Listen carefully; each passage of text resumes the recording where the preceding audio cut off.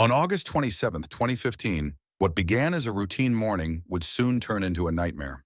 911, where's your emergency? You need to send paramedics. I think he shot everybody. He has a handgun. He's shooting everybody. That gunfire? I'm just so scared. Information about a deadly rampage in a St. Johns County neighborhood. Investigators say James Cawley shot and killed his wife and her best friend. There's 5 children that lost their mothers on that day. Little League baseball games are attended with an empty blue chair.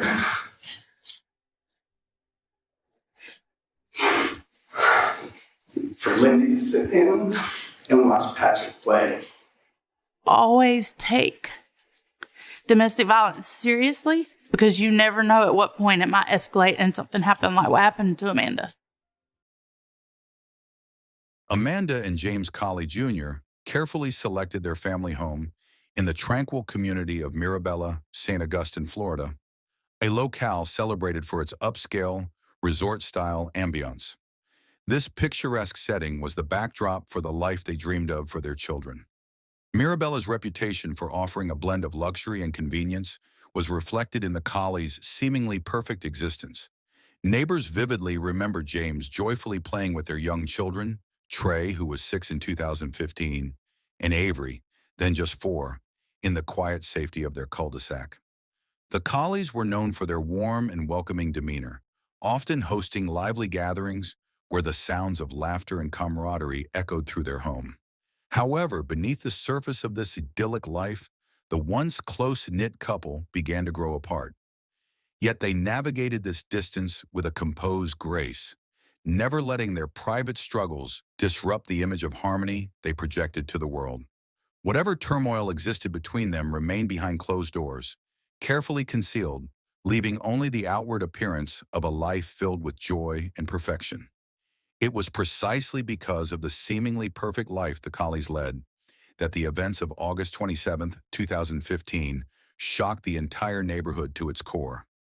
Around 9:00 a.m. on that fateful day, Rachel Hendrick received unsettling news. Something was terribly wrong with her dear friend Amanda. Rachel and Amanda had forged a close bond over the years, having first met at a mutual acquaintances party. Along with Lindy Dobbins, the 3 women had become an inseparable trio, supporting one another through life's ups and downs. Whether it was watching each other's children or simply offering a listening ear, they had become each other's pillars of strength. On that tragic morning, Rachel had just dropped her kids off at school and was heading to a hairdresser friend's house for an appointment. Little did she know that this routine day would be forever marred by the unimaginable events that were unfolding. Events that would shatter the tranquility of their close-knit community and leave lasting scars on those who had shared in the Cawleys' seemingly perfect world. After her hair appointment, Rachel went straight to Amanda's house, only to find the usually immaculate Mirabella home in a state of complete chaos. Amanda had been out the previous night, and when she returned at 9:00 a.m., she was met with a terrifying sight. Her once pristine home had been ransacked. This was no ordinary break-in.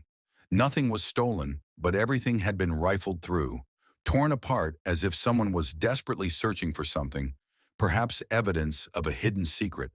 The chilling realization that she might be in grave danger likely dawned on Amanda at that moment. It was perhaps this fear that led her to call several friends to her side, seeking safety in numbers.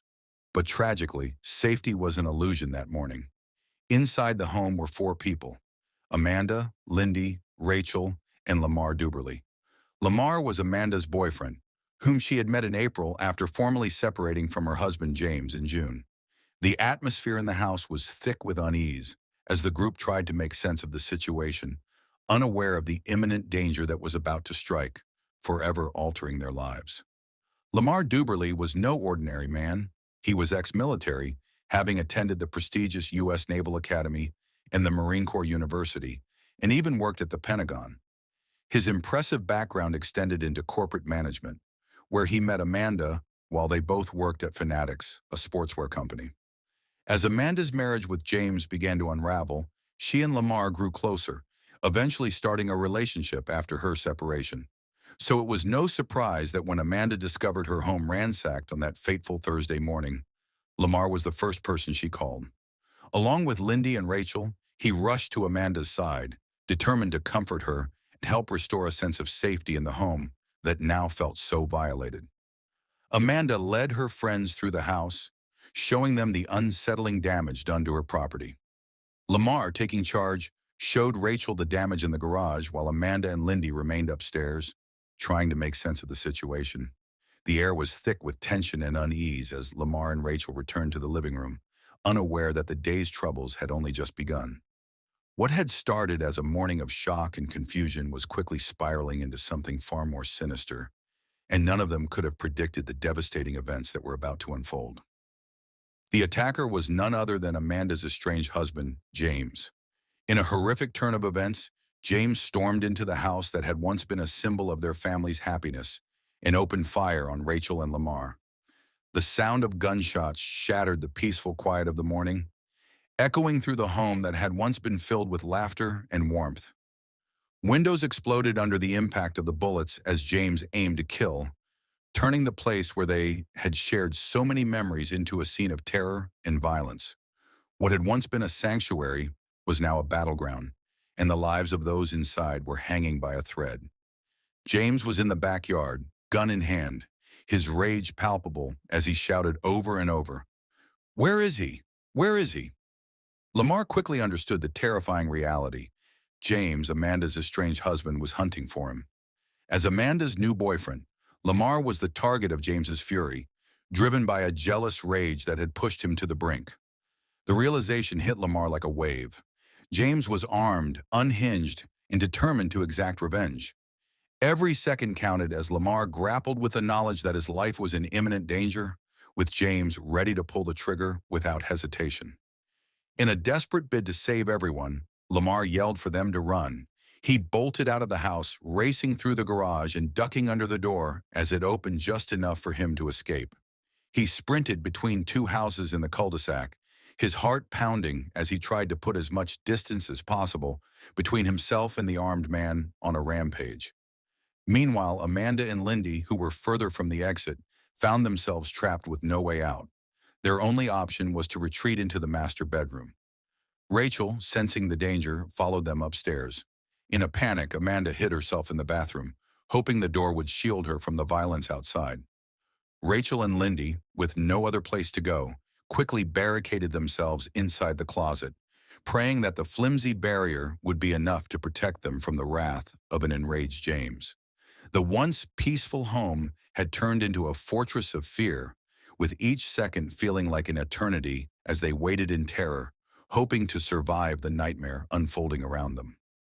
Lindy crouched behind a chest of drawers inside the master closet, her heart racing as she tried to make herself as small and inconspicuous as possible.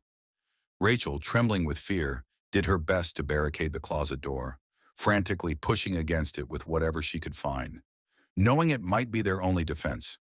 Meanwhile, James had entered the house, his footsteps heavy and deliberate as he moved through the once familiar space, now driven by a murderous rage. If James was searching for Lamar, he hadn't yet realized that Lamar had already made his escape. Instead, he was coming up the stairs, gun in hand, his anger palpable as he drew closer to the master bedroom. The sound of his approach echoed in the terrified silence, each step heightening the tension. Rachel and Lindy, trapped in the closet, could only hold their breath and hope that the flimsy barricade would be enough to keep them safe from the man who was now only feet away, intent on finding his target. Rachel could hear James in the bathroom, his voice raised in a frenzied conversation with Amanda. The tension was unbearable as Lindy, with shaking hands, dialed 911. 911, where's your emergency? I need to send paramedics. I think he shot everybody. He has a handgun. He's shooting everybody. That gunfire? I'm just so scared. I'm scared he's going to come try to find me. Please. The call was made at 10:36 a.m., a lifeline in the midst of what had become a terrifying ordeal. The women were in grave danger, trapped with a man who was clearly unraveling before their very eyes. James, consumed by his rage, was screaming at Amanda, demanding to know, "Where is he?" In his frenzy, he hadn't realized that Lamar had already fled, leaving only his estranged wife and her friends behind. Amanda, trying to calm the situation, told him she didn't know where Lamar was, though the truth likely mattered little to James in his unhinged state. The minutes dragged on, each one more terrifying than the last, as they all waited to see what James would do next, hoping against hope that help would arrive in time. Rachel, paralyzed with fear, huddled in the closet beside Lindy, who was desperately talking to the 911 operator. The two women had no idea what had happened to Amanda, whether her enraged husband had already shot and killed her, or if she was still trying to reason with him. The uncertainty was suffocating. James had been frantically searching for Lamar, his anger boiling over in a quest for revenge. But Lamar was long gone, having escaped moments before James stormed into the house. Rachel and Lindy could only imagine what James would do once he realized that his intended target was no longer there. Would he turn his fury on them, desperate to lash out at anyone in his path? The fear of the unknown, of what might happen next, made every second in that closet feel like an eternity. They held their breath, waiting, hoping against hope that they would survive the nightmare that had descended upon their once peaceful world. Fearing for her life and in agonizing pain from the bullet wound, Rachel instinctively backed away from the door, her heart pounding in her chest. She knew she couldn't hold the door any longer, and in her weakened state, she allowed James to slam it open. But to her shock, James didn't even glance in her direction. His rage was single-minded, focused entirely on Lindy, who was still on her knees, desperately clutching the phone as she pleaded for help with the 911 operator. James stormed past Rachel, his eyes locked on Lindy. The sheer force of his fury was terrifying, and Rachel, helpless and wounded, could only watch as he approached Lindy with deadly intent. The room, once a place of refuge, had become a scene of utter horror as James closed in on his next victim, his anger unrelenting and his actions driven by a terrifying sense of vengeance. In a desperate bid for her life, Rachel fled the house, her arm throbbing from the bullet wound. She ran as fast as she could, searching for anyone who could help. She managed to find refuge in the home of a mutual friend, her heart racing as she tried to process the chaos she had just escaped. Meanwhile, Lamar, who had already evaded James's wrath, came across someone else who immediately called 911 for help. But by the time the police arrived, it was too late. James Colley Jr. had already fled the scene, leaving behind a horrific trail of destruction. Rachel had been wounded in the arm, but miraculously, Lamar was unharmed. Tragically, both Lindy and Amanda were not so fortunate. Lindy had been shot 3 times, and Amanda had suffered 9 gunshot wounds. The sheer brutality of the attack was staggering. James had shot Amanda once before breaking into the closet where Lindy and Rachel were hiding. After killing Lindy first, he unleashed his fury on Amanda, firing 8 more shots into her with a 9mm handgun until it ran out of bullets, then switching to a .45 caliber pistol he had brought as a backup. The level of rage James harbored against his estranged wife was horrifying, evident in the brutal and calculated way he carried out the murders. But why had it come to this? James had been consumed by jealousy, driven to madness by the thought of his wife moving on with Lamar. What had once been a marriage filled with hopes and dreams had devolved into a nightmare, culminating in this senseless tragedy. The rage that led James to murder his wife and her friend was fueled by a toxic mix of jealousy and despair. But how had it spiraled to such a horrific end? The answers lay buried in the disintegration of a relationship that had once been filled with promise, now forever marred by the devastating events of that fateful morning. Not much is known about the early days of James and Amanda's relationship. In 2015, Amanda was 36, a year older than James. Born in Orlando, Florida, Amanda had built a successful professional life for herself and was surrounded by a close-knit circle of friends. She was known for her warmth, ambition, and the vibrant energy she brought to her work and social life. James, on the surface, appeared to be equally accomplished. He worked in the mortgage industry, where he carved out a respectable career. He and Amanda seemed like a well-matched pair, both thriving in their respective fields and leading what appeared to be a successful life together. James was a man who, outwardly, seemed ordinary, dedicated to his work and family, loved by those close to him. His sister, Crystal, was especially fond of him, always speaking highly of her brother. But beneath the surface, there were complexities in their relationship that were not visible to the outside world. The cracks in their marriage, once small and perhaps unnoticed, eventually widened into an abyss that neither could cross.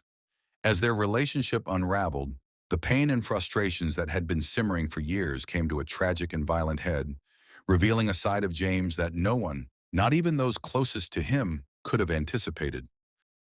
But beneath the surface of this seemingly loving father lay a dark side and a troubled past. While James outwardly presented himself as a devoted husband and father, there were aspects of his life and personality that remained hidden from public view. The man who appeared to be the picture of normalcy had, in reality, struggled with demons that he kept tightly concealed. Over time, these hidden struggles began to surface, revealing a darker, more volatile side of James that few had witnessed. This undercurrent of anger and unresolved issues contributed to the gradual disintegration of his marriage to Amanda, ultimately leading to the tragic events that would forever alter the lives of those involved. The loving father and successful professional was, in reality, a man grappling with a darkness that would eventually consume him and devastate those around him. There was a time when the tension between James and Amanda reached a breaking point, a moment seared into the memory of their child, a moment when violence erupted before their very eyes. The cracks in their relationship, which had been deepening for some time, finally split wide open when James was caught in a moral affair. The revelation hit Amanda hard, and the anger that had been simmering beneath the surface for so long finally erupted in a storm of fury. The child recalls one night vividly, a night when the simmering tension boiled over into violence. Amanda, her emotions raw and uncontained, sat on the stairs with a baseball bat clutched tightly in her hands. Her grip was firm, her resolve unshakable. Without a word, she rose and began hitting James with the bat, each blow fueled by a mixture of betrayal, hurt, and anger. But the violence didn't end there. On Thanksgiving, the day meant for family and gratitude, another confrontation ensued. Amanda arrived at the house, her determination unyielding. James, perhaps anticipating another outburst, tried to keep her from entering, but Amanda was relentless. In a moment of desperation, she grabbed a knife, the situation escalating to a terrifying level.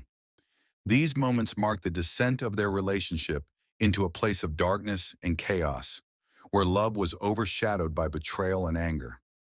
The violence that erupted between them was a harrowing sign of just how far things had deteriorated, a tragic prelude to the even greater devastation that would later unfold. James had witnessed firsthand the aggression stemming from his father's extramarital affair, with his mother's anger boiling over into physical violence that he could not avoid seeing. These early experiences, where he saw his mother physically attack his father, likely left a deep imprint on his psyche, a traumatic imprint that, as a defense lawyer might argue, could have influenced his later actions.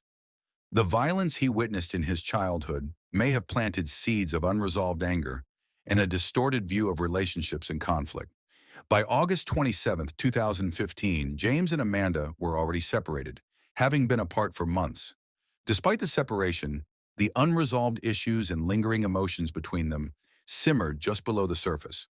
While their outward lives continued, the impact of James's past and the escalating tensions in their relationship were like a ticking time bomb. The events of that day were not merely a result of recent frustrations, but a culmination of long-standing issues, shaped by the past and brought to a tragic head in their final confrontation. James was not only grappling with the disintegration of his marriage, but was also involved with someone else during this time. His relationship with Amanda had become increasingly toxic, marked by escalating aggression and jealousy, particularly over Lamar's presence in Amanda's life. Despite their separation, James was consumed by a disproportionate rage at the thought of Amanda moving on. A few months before the murders, a neighbor sent James a photo of Lamar mowing Amanda's lawn without a shirt on, an image that seemed to ignite his fury. This incident triggered a torrent of abusive texts and voicemails directed at Amanda, messages that continued to escalate right up until the day of the murders.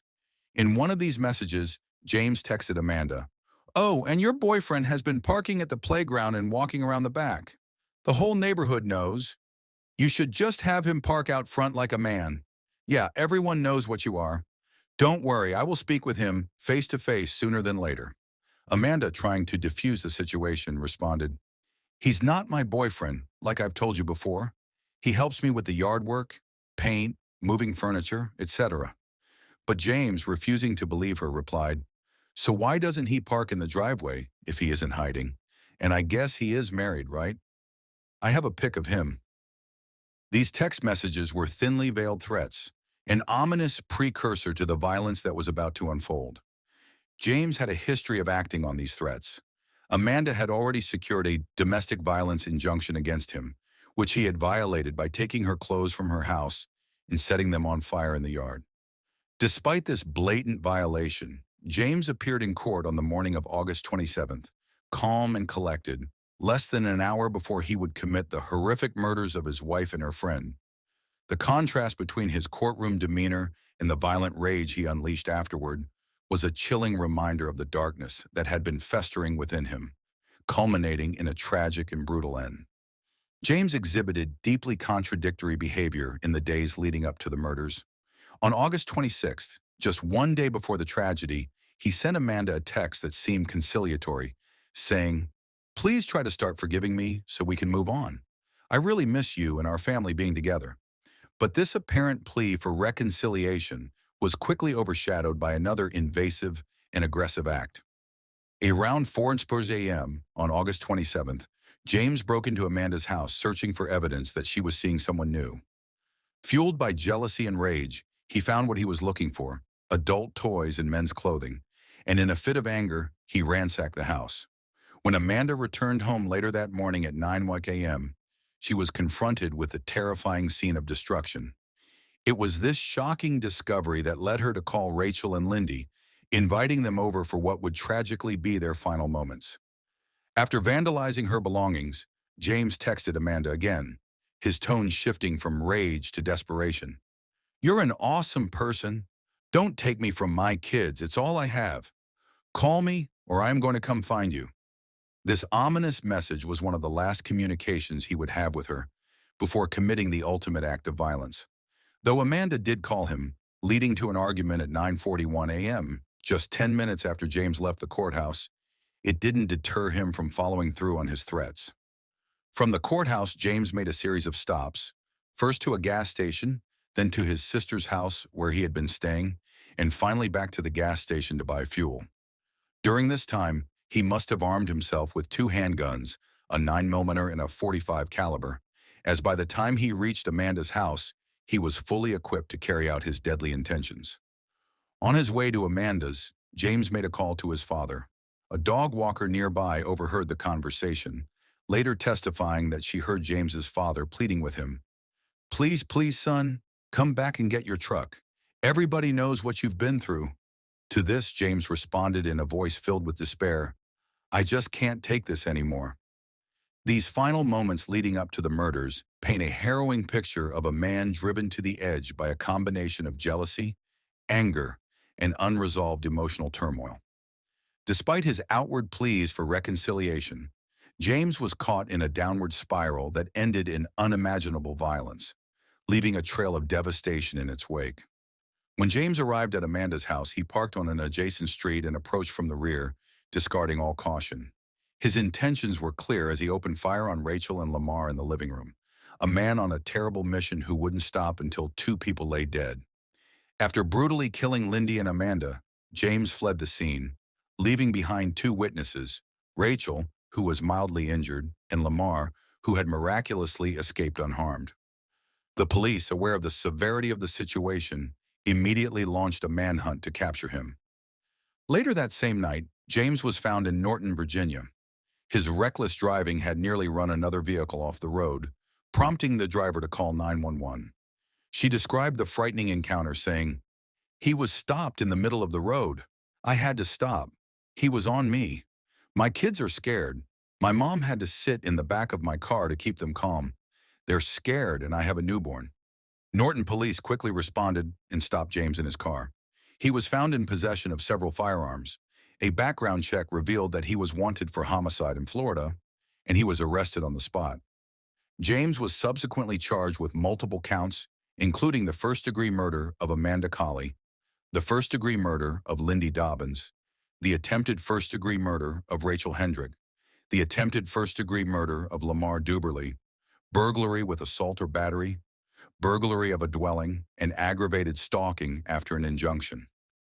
During the trial, the defense argued that the attack had not been premeditated and that James had been in an aggravated emotional state, possibly under the influence of Ambien, alcohol, or other drugs, and experiencing parasomnia, effectively sleepwalking. However, this defense was significantly weakened by the fact that just an hour and a half before the killings, James had appeared in court. During that hearing, he denied being under the influence of any intoxicants and responded sensibly and reasonably to the injunction proceedings. This directly contradicted the defense's claim that he was in an altered state due to substance use the night before. Further undermining the defense's case was footage and testimony that painted a different picture. The jury, after considering all the evidence, unanimously found James Colley Jr. guilty on all counts. They also recommended the death penalty unanimously, based on 4 aggravating factors proven beyond a reasonable doubt. He had been previously convicted of another capital or violent felony, applicable because he had committed multiple murders and attempted murders simultaneously. He committed the murders while also engaging in burglary. Each murder was especially heinous, atrocious, or cruel. He committed each murder coldly, callously, and with premeditation. The medical examiner's testimony was particularly harrowing, revealing that Amanda was conscious throughout the entire ordeal, suffering 9 gunshot wounds before she finally succumbed. The sheer brutality of the crime left a lasting impact on all who heard the details. In November 2018, James was sentenced to death. He appealed the sentence, but in 2020, his appeal was denied, and his death sentence was upheld. He remains on death row.